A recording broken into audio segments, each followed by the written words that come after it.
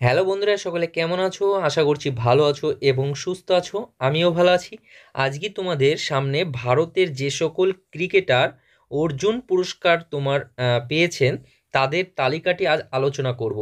একবারে 1961 থেকে 2023 সাল পর্যন্ত যেসব অর্জুন পুরস্কারগুলো দেওয়া হয়েছে ক্রিকেটারদেরকে, সেইটা নিয়ে আলোচনা করব। প্রথম থেকে শেষ পর্যন্ত তোমরা দেখবে।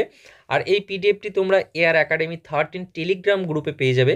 সেখানে আমরা স্টুডেন্টদের সুবিধার্থে যে কোনো প্ল্যাটফর্মে, শুধু আমাদের প্ল্যাটফর্ম বলে না, যে কোনো প্ল্যাটফর্মের ইম্পর্টেন্ট কোনো নোট যদি আমাদের কাছে থাকে আমরা ফ্রি অফ কস্টে শেয়ার করে থাকি। সেখানে গিয়ে তোমরা গ্রুপে অ্যাড হতে পারো। Best online platform for you. এই প্ল্যাটফর্মে আমরা ইম্পর্টেন্ট কিছু ক্লাস নিয়ে থাকি, ম্যাথ এবং অন্যান্য ক্লাসগুলো আমরা যেমন ম্যাথ সুবীর দাস থেকে করে থাকি, রিজনিং, সব ধরনের কোশ্চেনগুলো আমরা চালিয়ে যাচ্ছি ক্লাসগুলো। তোমরা চাইলে দেখতে পারো। যেহেতু আমরা স্টুডেন্ট, তাই স্টুডেন্ট হয়ে আমরা স্টুডেন্টদের হেল্প করার চেষ্টা করি যতটুকু পারি। তো অবশ্যই আমাদের সাথে থাকবে। তো চলো আজকের যে টপিকটি সেটি নিয়ে আমরা আলোচনা করি। তোমাদের ভীষণই উপকার হবে আশা করছি।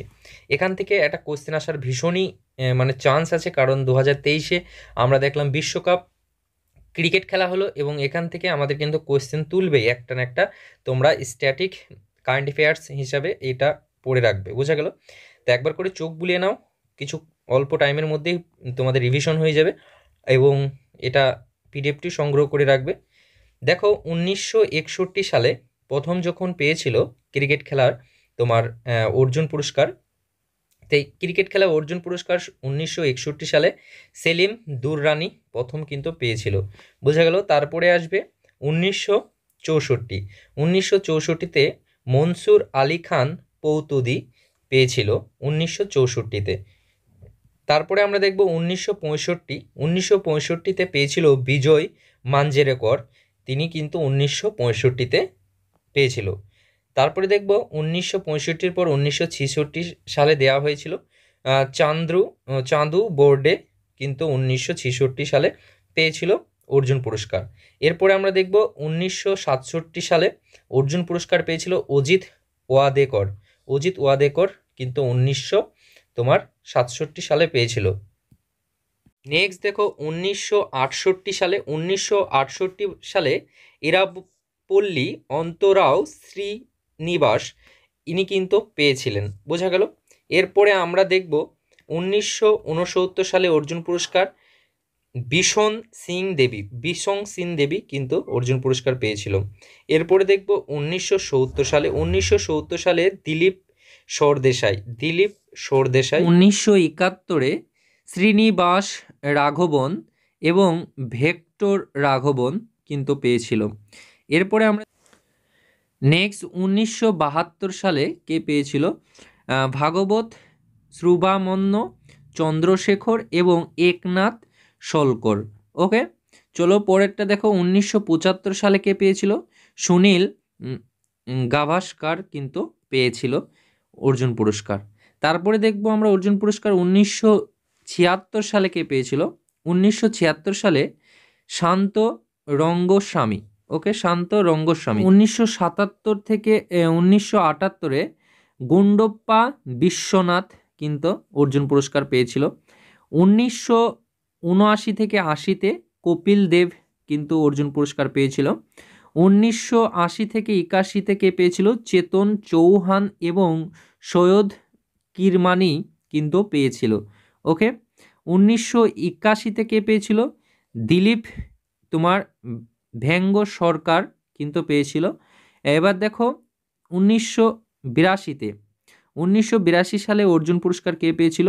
মহিন্দর অমরনাথ, মনে থাকবে, মহিন্দর অমরনাথ। 1983-তে কে পেয়েছিল? 1983-তে অর্জুন পুরস্কার পেয়েছিল ডায়ানা এডুলজি কিন্তু এটাই পেয়েছিল 1983-তে। এবার দেখো 1984-তে কে পেয়েছিল? রবি শাস্ত্রী কিন্তু 1984-তে অর্জুন পুরস্কার পেয়েছিল। 1985 সালে দেখো, 1985 সালে পেয়েছিল শুভাঙ্গী কুলকার্নি। নেক্সট দেখো 1986 থেকে পেয়েছিল, 1986-তে অর্জুন পুরস্কার পেয়েছিল সন্ধ্যা আগরওয়াল এবং মোহাম্মদ আজহার মোহাম্মদ আজহার উদ্দিন, ভীষণ ইম্পর্টেন্ট, এগুলো দেখে নেবে। নেক্সট দেখো 1989-এ কে পেয়েছিল, মদন লাল কিন্তু পেয়েছিল 1989-এ। তারপরে আমরা দেখব 1993-এ কে পেয়েছিল অর্জুন পুরস্কার, 1993-এ পেয়েছিল মনোজ প্রভাকর এবং কিরণ মোর কিন্তু পেয়েছিল।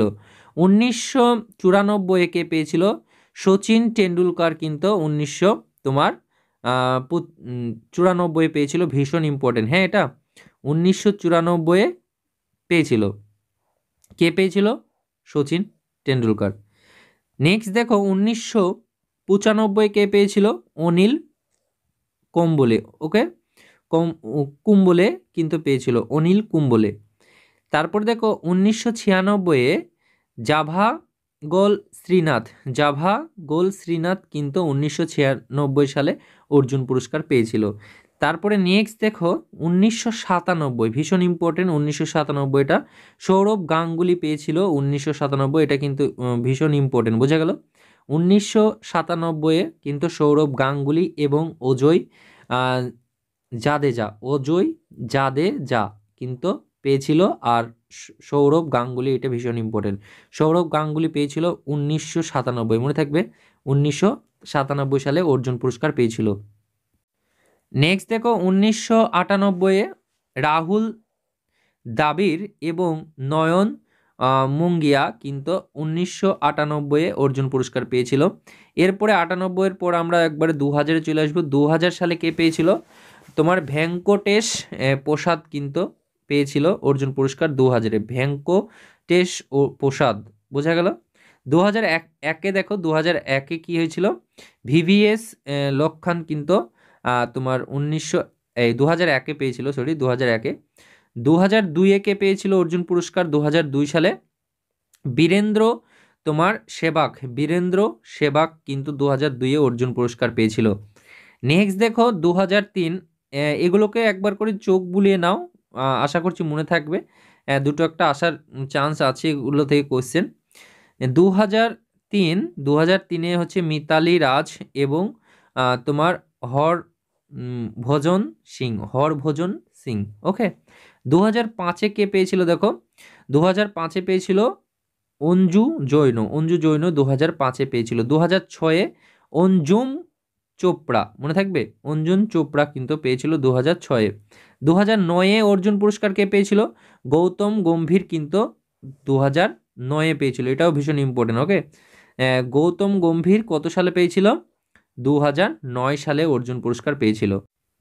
পরেরটা দেখো 2010 সালে কে পেয়েছিল, ঝুলন তোমার গোস্বামী কিন্তু 2010 সালে অর্জুন পুরস্কার পেয়েছিল। 2011 সালে তোমার জহির খান কিন্তু 2011 সালে তোমার কি পায়, অর্জুন পুরস্কার পায়। 2012 সালে হচ্ছে যুবরাজ সিং পায় কত সালে, 2012 সালে, বোঝা গেল। এর পরেরটা ভীষণ ইম্পর্টেন্ট, দেখো 2013 সালে, এটা ভীষণ ইম্পর্টেন্ট, 2013 সালে অর্জুন পুরস্কার পায় কে, বিরাট কোহলি কিন্তু 2013-তে অর্জুন পুরস্কার পেয়েছিল।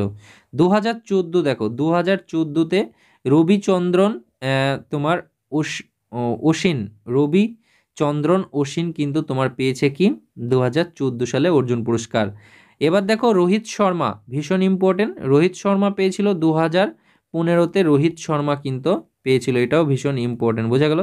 রোহিত শর্মা অর্জুন পুরস্কার পেয়েছিল 2015-তে, বোঝা গেল। 2015 পর 2016 দেখবো, 16-তে কে পেয়েছিল, 2016-তে অজিঙ্কা তোমার রাহানে কিন্তু 2016-তে পেয়েছিল অর্জুন পুরস্কার। 2017 দেখবো এবার আমরা, 2017-তে অর্জুন পুরস্কার পেয়েছিল, এটা ভীষণ ইম্পর্টেন্ট, তোমার হরমনপ্রীত কৌর এবং চেতনেশ্বর পূজারা কিন্তু এই 2017-তে অর্জুন পুরস্কার পেয়েছিল।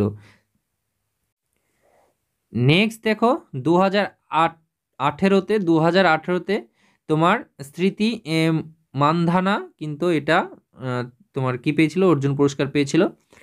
2019-এ জাদেজা, রবীন্দ্র জাদেজা এবং পুনব যাদব, পুনম পুনম যাদব, সরি, পুনম যাদব কিন্তু পেয়েছিল, মনে থাকবে। এই 2019-এ অর্জুন পুরস্কার। 2020 সাল চলে এসেছে, 2020 সালে অর্জুন পুরস্কার পেয়েছে তোমার দীপ্তি শর্মা এবং ঈশান্ত শর্মা, মনে থাকবে।